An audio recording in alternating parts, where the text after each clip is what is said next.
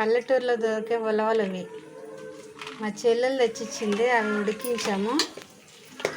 అందులో వచ్చిన చారు ఉలవ చారు. ఇవి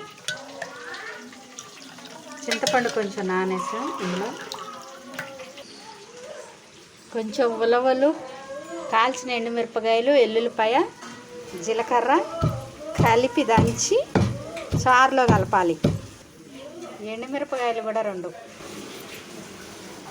మెత్తగా నూరేసాం. ఇది చారులో కలపాలి. చింతపండు కూడా ఉంది కదా,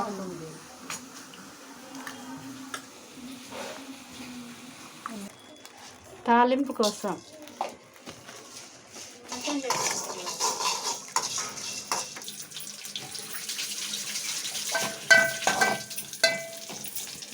వేగినట్టే పోతావా?